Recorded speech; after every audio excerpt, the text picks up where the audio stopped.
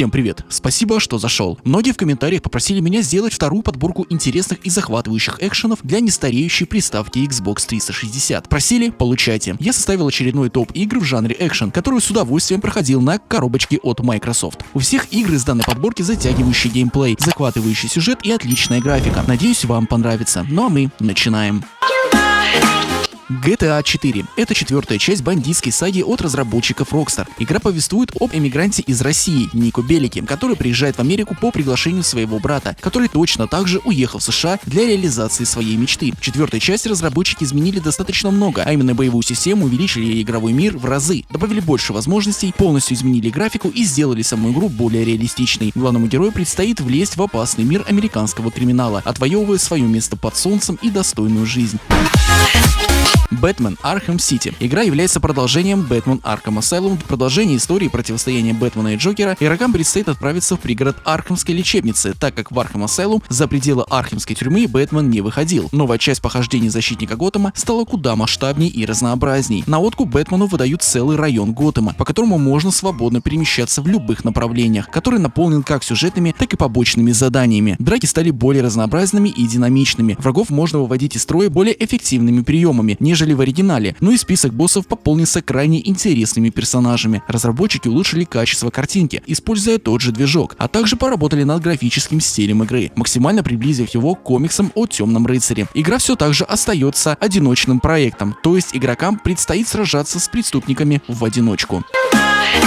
Dishonored — это отличный стелс-экшен от первого лица с элементами ролевой игры, которая еще и выполнена в стиле стимпанка, но куда же без него. События сюжета разворачиваются в охваченном эпидемией чумы, вымышленном городе Дануолл, прообразом которого послужил Лондон времен викторианской эпохи. Главным героем выступает защитник Корво Атано. После обвинений в убийстве императрицы и побега из тюрьмы пытается отомстить своим врагам, примкнув к повстанческой группировке, которая планирует свергнуть лорда-регента и дать власть в руки принцессе Эмили. Корво действует в качестве наемного убийцы, задача которого в каждой отдельной миссии является поиск, устранение или бескровное уничтожение определенного персонажа. Боевая система игры — это отдельная часть искусства. Дело в том, что помимо огромного арсенала разного оружия, главный герой также обладает сверхъестественными способностями. Ключевой особенностью игры является нелинейность прохождения. Каждую миссию можно выполнять множеством путей, как вступая в бой с различными противниками, так и действуя скрытно и избегая обнаружения. Причем абсолютно все действия главного героя приводят к определенным последствиям, что в итоге повлияет на концовку самой игры.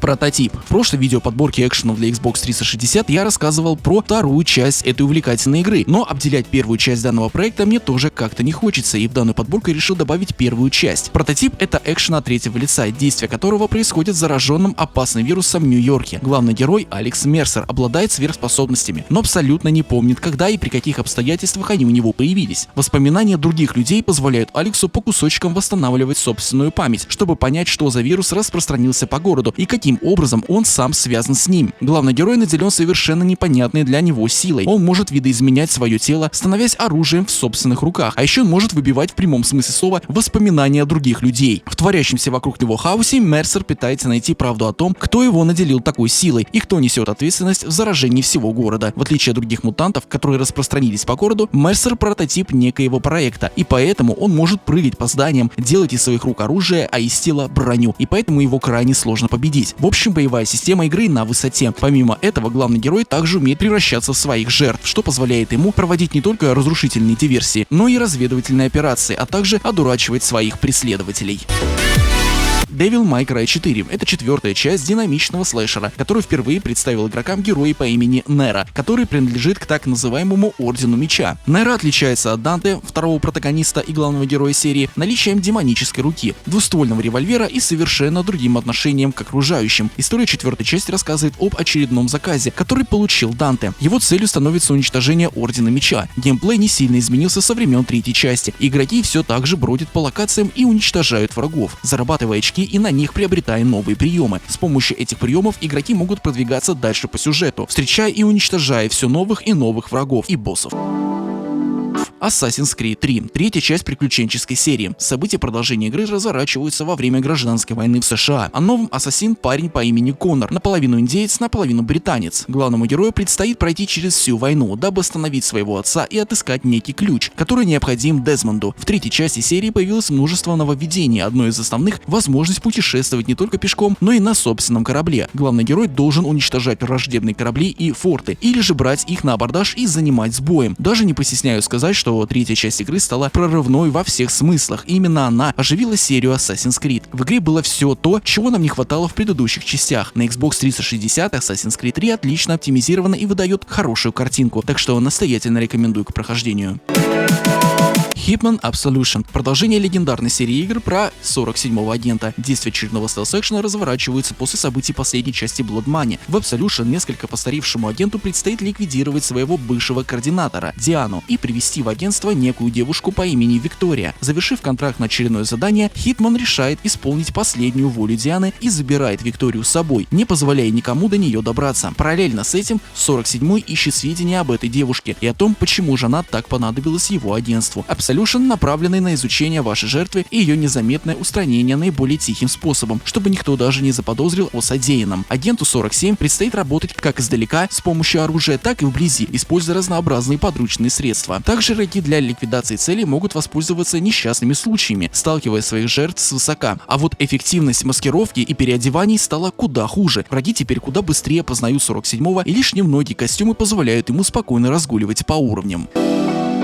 Sleeping Dogs. Помните, раньше была такая игра True Crime про полицейского? Так вот, Sleeping Dogs — это грандиозный перезапуск. Героем игры станет полицейский Уэйн Шен, работающий под прикрытием. Вэй будет втираться в доверие гонконгской мафии, пытаясь подобраться к ее боссам. Шен — мастер боевых искусств, хороший водитель, стрелок, человек, обладающий высоким интеллектом и способностью мимикрировать под преступника. Цель главного героя — развалить крупнейшую криминальную группировку Гонконга изнутри. Sleeping Dogs — это гонконгский боевик с уклоном боевых искусств и восточную тематику. Основной процесс игры строится на драках, хотя ближе к середине игры появляются и миссии с огнестрельным оружием. Карта города основана на реальной карте Гонконга. Игрок имеет возможность улучшать способности Вэя, делая его более быстрым и смертоносным. Помимо прокачки способностей в игре есть и шкала авторитета, открывающая доступ к более мощным машинам, дорогой одежде и другим вещам.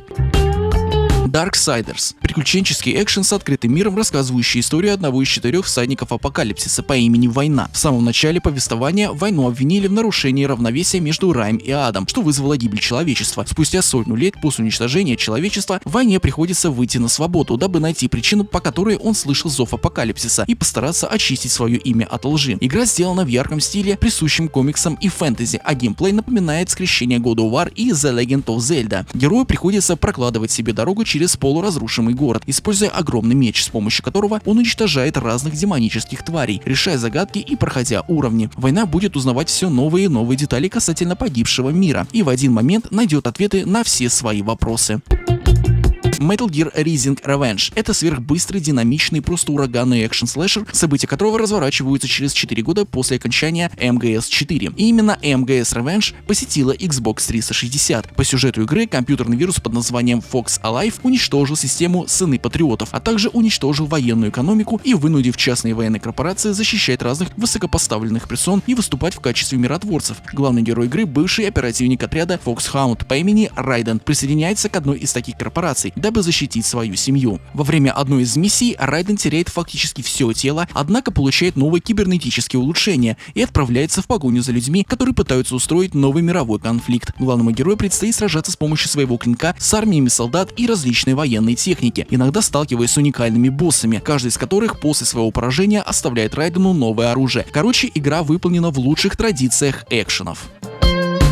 Spider-Man Shattered Dimension. Вот в подборке я предоставил геройский экшен от комикса DC про Бэтмена. А как же экшен от Marvel для Xbox 360? Все, исправляюсь и выкатываю отличный геройский экшен про дружелюбного соседа в сине-красном трико. Это традиционный экшен-платформер, в котором разнообразные акробатические трюки перемежаются быстрыми стычками с врагами. Spider-Man Shattered Dimension отправляет игроков в путешествие по 4 альтернативным вселенным, созданной компанией Marvel. В каждой из вселенной мы видим разного героя. Так, например, в The Amazing Spider-Man Spider-Man нас ждет классический супергерой в красном трико, который будет спасать прекрасных девушек и сражаться с жуликами. А во вселенной Spider-Man Noir вам придется активно пользоваться тенями, перемещаясь максимально незаметно. В общем, это одна из лучших в серии игр про Человека-паука. Ну а на этом все. Если тебе понравилась данная подборка экшенов для нестареющей и лучшей приставки Xbox 360, то не забываем подписываться на канал, если вы этого еще не сделали, а также ставим лайк. Всего вам хорошего и пока.